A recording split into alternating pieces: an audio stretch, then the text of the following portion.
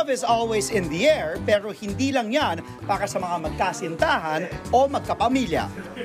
Dahil maging ang mga fur parents, pwedeng madama ang buong pagmamahal ng kanilang mga alagang aso.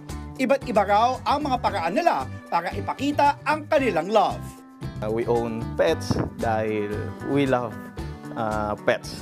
So basically, ang foundation ng bond or pag-own ng pets ay love naman talaga. So we love them and at the same time, they love us. So very expressive sila. Sa mga aso, may 5 karaniwang paraan sila para magpamalas ng kanilang affection, attachment at protectiveness sa atin bilang itinuturing nila tayong miyembro ng kanilang pack.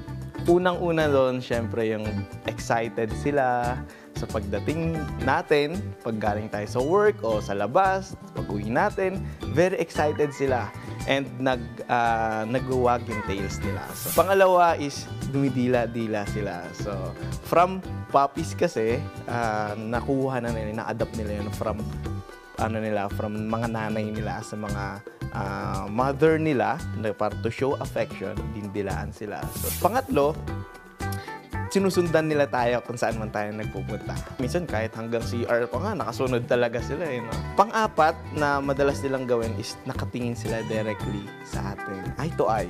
Eye to eye contact and dun minsan natin mapapansin parang sobrang cute nila kasi talagang lalo na sa mga puppies, talagang puppy eyes nga kung tinatawag, di ba? Pang-5, syempre yung cuddling.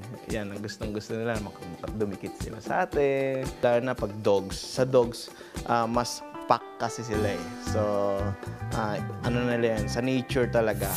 Parehong may benepisyo ang mga ito sa alaga at amo dahil sa pagtaas ng level ng oxytocin o love hormone. Kaya mahalaga rin daw na suklian natin ang paglalambing ng ating mga pets. Well, same lang din sa tao, no? Pag yung partner natin or yung relative natin nag-show ng love, ganun din tayo. Dapat i-reciprocate din natin yung ibibigay nila sa atin. Tandaan lang na dapat siguraduhing balanse ang pagiging sweet natin at pagdidisiplina sa kanila para hindi mapabayaan at mauwi sa attachment issues o separation anxiety.